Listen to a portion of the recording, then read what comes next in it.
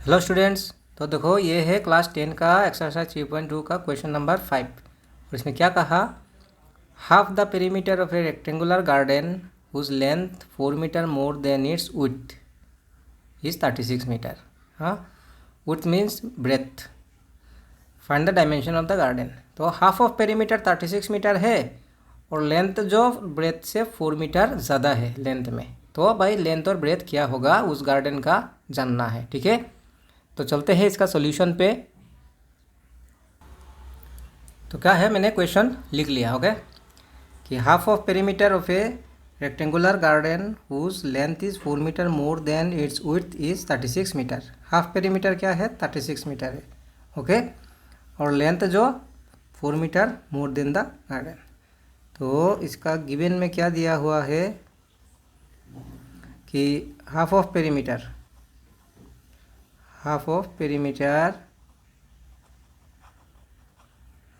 is equal to 36 meter, okay, and length is 4 meter more than width। और width मतलब क्या है, breath, ठीक है। अब इसका dimension that means length breadth ढूंढ के दिखाना है, ठीक है जी। तो बट चलते हैं सॉल्यूशन पे।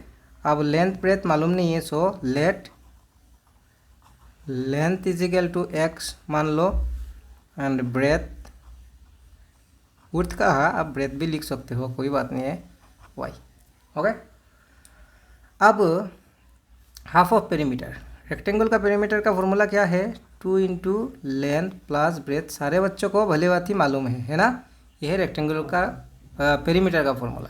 लेकिन कहा है half of perimeter, that means half of perimeter of rectangle, और वैल्यू है 36, ठीक है। 2 से 2 कैंसिल आउट, लेंथ क्या है x एंड ब्रेथ है y, ओके भाई। यह है आपका इक्वेशन 1। अब इसका सॉल्यूशन ग्राफिकली सॉल्व करना है ना, तो y को मैंने ट्रांसफ़र कर दिया इधर। तो इसका सॉल्यूशन लाने से क्या आएगा, x y, ठीक है। अब देखो लेंथ को अगर आप 2 छोटा वैल्यू मान लो, है ना, ये 36 ग्रेटर नंबर है, तो लेंथ अगर छोटा, y का वैल्यू अगर छोटा लेने से क्या होगा, x का वैल्यू बड़ा आ जाएगा। तो ग्राफ में ज़्यादा जगह चाहिए होगा, है ना।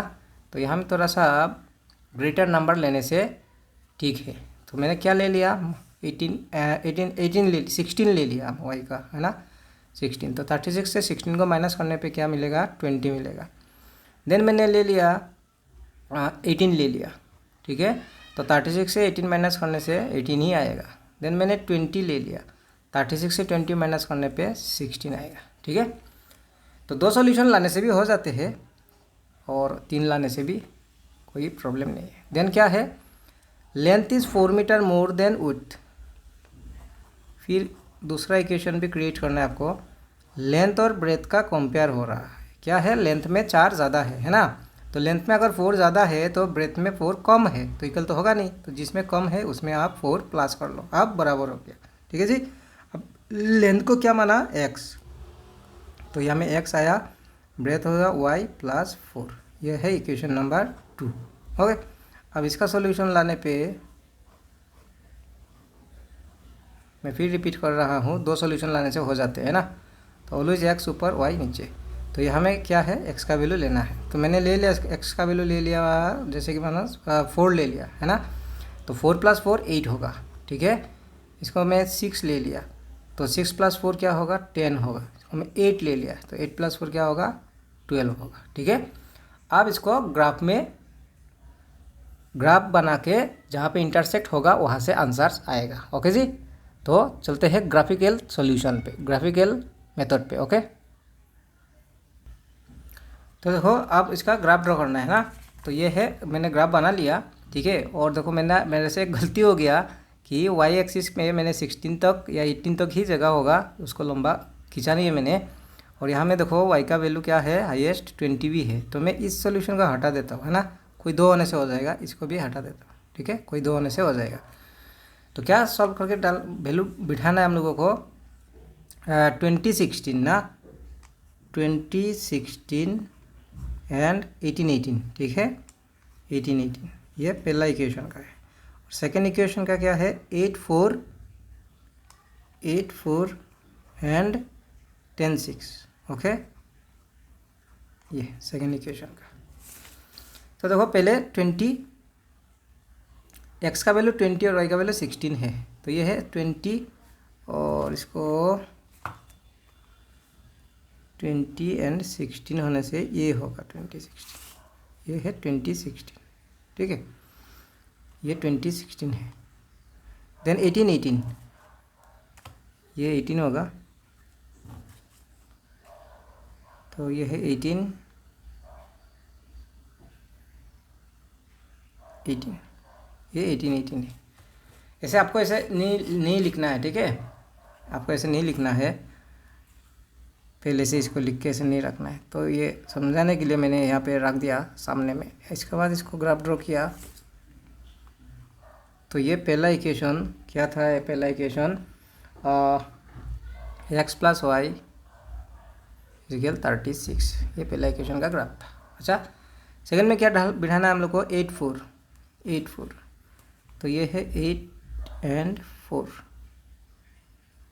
ये 8 4 है, और 10 6, ये है 10 और ये है आपका 6, ये है 10 6, ये है 8 4 और ये है 10 एंड 6, ठीक है। आप इसको ड्रॉ करना है हम लोग को। तो देखो ये इधर से पास हुआ, ओके, कहाँ में इंटरसेक्ट हुआ आगे, 8 4 में, सॉरी 8 4 नहीं है, 8 4 नहीं है, ये 20 16 पे इंटरसेक्ट हुआ। ये क्या है, देखो जहाँ में इंटरसेक्ट हुआ वही तो आंसर है। यहाँ से आके एक्स का वैल्यू मिला 20, है ना, और ये सीधा इधर आने से वाई का वैल्यू मिला 16, ठीक है। तो ये होगा इसका आंसर, और ये इक्वेशन था x = y + 4, दूसरा इक्वेशन, ठीक है। तो क्या मिला, ये है x का वैल्यू और ये है y का वैल्यू, ठीक है। तो हम लोगों ने लेंथ को x माना था, तो वो है 20 मीटर, एंड ब्रेथ को y लिया था, तो y क्या है 16, है ना, 16 मीटर। तो ये ग्राफिकली इसका आंसर आया है, ठीक है। बढ़ते हैं नेक्स्ट पार्ट को, नेक्स्ट क्वेश्चन पे। तो बच्चों ये है question number 6। Given linear equation 2x of x plus thrice y minus 8 = 0.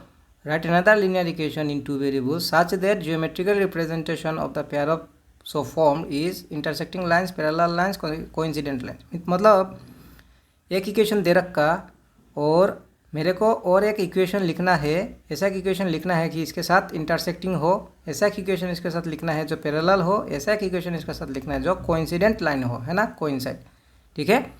तो चलते हैं उसका सॉल्यूशन पे, ठीक है। तो ये है गिवन इक्वेशन, और इसके साथ और एक इक्वेशन हम खुद से देना है ताकि वो इंटरसेक्टिंग हो जाए। तो इंटरसेक्टिंग होने के लिए क्या होना है, a1/a2 not equal to b1/b2 होना है, ठीक है। तो देखो कैसे होगा, 2x of x plus thrice of y minus 8 = 0 दिया है ना, ये इक्वेशन 1। अब क्या है, आप यहाँ में कुछ भी लिख लो, मान लो 2x of x ही लिख लिया, है ना। अब ये दोनों इक्वल नहीं होना है, ये दोनों फ्रैक्शन इक्वल नहीं होना है, तो ये 2/2 मीन्स 1 है, ये भी 1 नहीं होना है, तो इसको आप 5 ले लो, कुछ भी डालो ताकि इक्वल ना हो, ओके। और ये वैल्यू सेम रख सकते हो या फिर दूसरा भी दे सकते हो। तो इससे होगा क्या, देखो ये है 2/1 2/2, है ना, और ये है 3/5, ठीक है। तो 2/2 मीन्स 1 है, और 3/5 तो 3/5 ही है, नॉट इक्वल हो गया, ये इंटरसेक्टिंग का एग्जाम्पल हो गया, ठीक है। पैरेलल लाइंस कैसे होते हैं, a1/a2 = b1/b2 = not equal c1/c2 होना है, पहला दोनों फ्रैक्शन इक्वल होना है ना। तो देखो इसको कैसे करेंगे, 2x of x plus thrice of y minus 8 = 0 question दे रखी है ना, और अब पहला दोनों फ्रैक्शन इक्वल होना है, तो ये ले लिया मैंने 2x of x, तो देखो 2 से 2 डिवाइड देने पे 1 होगा, तो यहाँ में भी 1 आने के लिए 3 दे दिया, और ये नॉट इक्वल होना है ना, तो इसको कोई दूसरा एक वैल्यू ले लिया मैंने ताकि वो 1 ना हो, ठीक है। तो ये 2 से 2 को डिवाइड देने पे 1 होगा, 2/2 ये है 3/3 है ना, 2/2 मतलब 1 है, 3/3 भी 1 है, और ये है -8/-4, 4 से 8 को डिवाइड देने से क्या होगा 2 होगा, ठीक है। तो ये नॉट इक्वल हो गया, तो हो गया ये पैरेलल लाइन का। कोइंसिडेंट कैसे होगा, सारा का सारा इक्वल होना है, A1/A2 is equal B1/B2 is equal C1/C2 होना है, ठीक है। तो देखो कैसे करेंगे इसको, 2x प्लस 3y माइनस 8 दे रखी है ना। अब क्या करो, इसको ही 2 से इंटू दे दो आप, 2 2 4x, 2 से 3 से 4 से जो भी मर्जी आपका, पूरा इक्वेशन को मल्टीप्लाई करने से हो जाएगा। 2 2 4, 2 3 6 एंड 2 8 16 इज इक्वल 0। ये इसका आंसर कैसे हुआ देखो, 2/4, दैट मीन्स कैंसिलेशन करने से 1/2 होगा, है ना। नेक्स्ट क्या है 3/6, 3/6, तो 3 1 जा 3, 3 2 जा 6 इक्वल हुआ। नेक्स्ट -8 -16, माइनस माइनस काट, 8 1 जा 8 और 8 2 जा 16, सब इक्वल हो गया। तो कोइंसिडेंट लाइन क्रिएट करने के लिए जो भी इक्वेशन दे रखी उसका आप 2 से 3 से 4 से किसी से भी मल्टीप्लाई कर लो तो वो कोइंसिडेंट हो जाते हैं, ठीक है जी। बढ़ते हैं नेक्स्ट क्वेश्चन, इस एक्सरसाइज का लास्ट क्वेश्चन है, क्वेश्चन नंबर 7 पे। क्या है ये question, draw the graph of the equations, graph draw करना है ना। Determine the coordinates of the vertices of the triangle form by this lines and the x axis and shade the triangular region. मतलब ये दोनों graph draw करने से triangles बनेगा, है ना, लेकिन उस ट्राइंगल का कोऑर्डिनेट्स बोलना है वर्टिसेस का जो एक्स एक्सिस के द्वारा बनेगा, एंड उस ट्राइंगल का रीजन को शेड भी करना है, ठीक है। तो 2 लाइन ड्रॉ होगा, एक्स एक्सिस का साथ मिलकर एक ट्राइंगल बनेगा, उस ट्राइंगल का कोऑर्डिनेट्स बोलना है वर्टिसेस का और शेडिंग करना है, ठीक है। चलते हैं, बाकी क्वेश्चन सॉल्व कराने का टाइम पे समझा दूंगा, ओके जी। तो मैंने क्वेश्चन लिख लिया, इक्वेशंस को करना क्या है, इसका ग्राफ ड्रॉ करना है पहले, सबसे पहले, है ना। तो ग्राफ ड्रॉ करने के लिए हम लोग को सॉल्यूशन चाहिए होगा, तो x - y + 1 = 0, ठीक है। अब मैं x को रहने दूंगा, -y आके प्लस होगा और प्लस का 1 आके माइनस होगा, ठीक है। अब इसका सॉल्यूशन लेके आने से क्या होगा, 2 सॉल्यूशन होने से हो जाएगा, सो मैं 2 ही लाऊंगा, x ऊपर y नीचे, y का वैल्यू कुछ ले लो, 4 ले लिया, 4 - 1 3, ठीक है, 6 ले लिया, 6 - 1 5, ये पहला पार्ट का हुआ, ठीक है। सेकंड पार्ट का क्या है, 3x प्लस 2y - 12 = 0। अब देखो इसको कैसे करना है, जैसे ये 3x प्लस 2y -12 आके ये प्लस हो गया, ओके। अब आपका मर्जी है, आप 3x को ट्रांसफ़र करो या फिर 2y को ट्रांसफ़र करो, आपका मर्जी, ठीक है। लेकिन देखो अगर मैंने 2y को ट्रांसफ़र किया तो ये रह जाएगा, तो 3 डिवाइड होके आएगा, और 3 से तो हर नंबर डिवाइड होगा नहीं, प्रॉब्लम है। तो अगर 2y को रहने दिया तो 2 डिवाइड होके आएगा, और 2 से हर कोई नंबर डिवाइड होना एकदम इजीली डिवाइड हो जाते। तो मैं यहाँ में क्या करूँगा, 2y को रहने दूंगा और 3x आके माइनस, ओके भाई। अब y का वैल्यू लाने के लिए क्या होगा,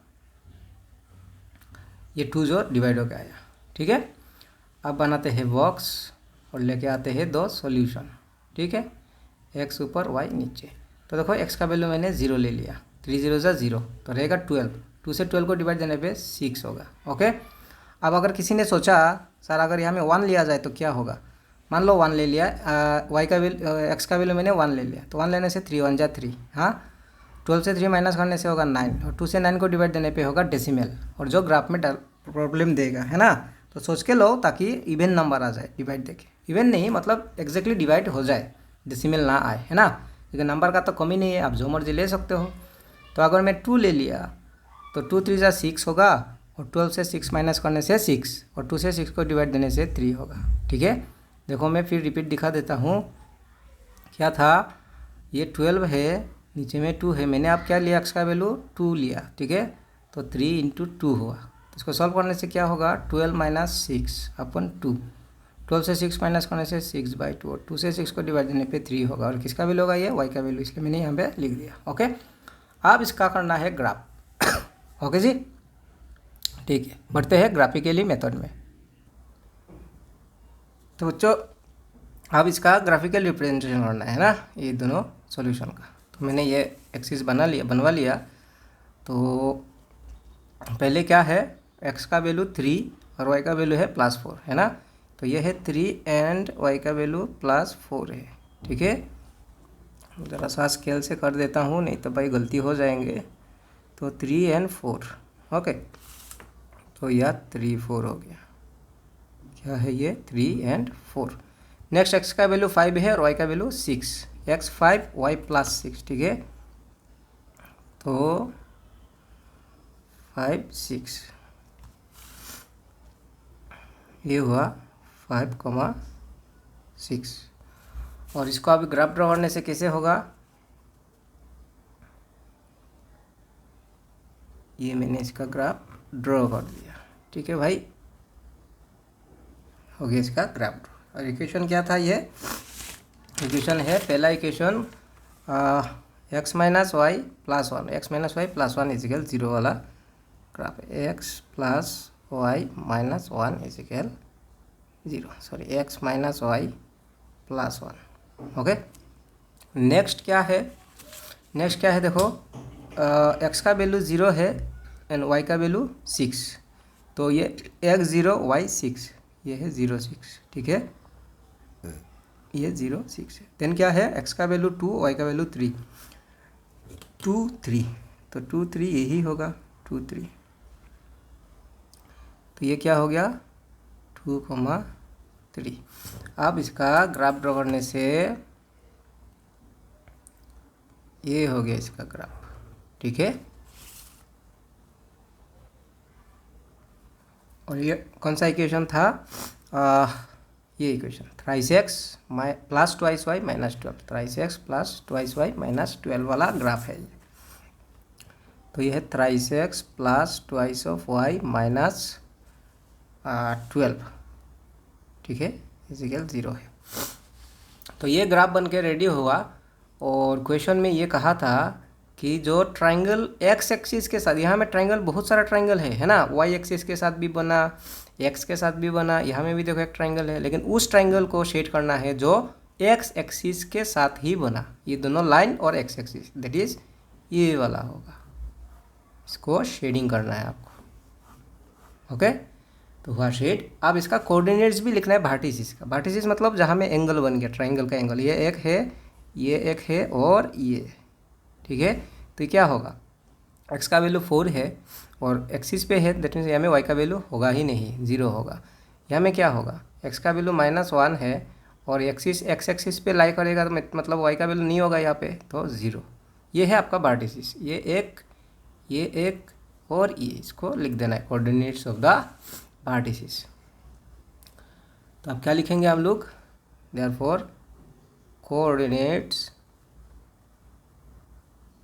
ऑफ द वर्टिसेस आर, अब कहाँ से, किसको पहले लिखोगे वो आपका मर्जी है ना, तीनों लिखने से मतलब है। ये ठीक है, होप आपको समझ में आया। तो ये है आपका एक्सरसाइज समाप्त हुआ। हम लोग बढ़ेंगे अभी नेक्स्ट एक्सरसाइज पे 3.3, ओके।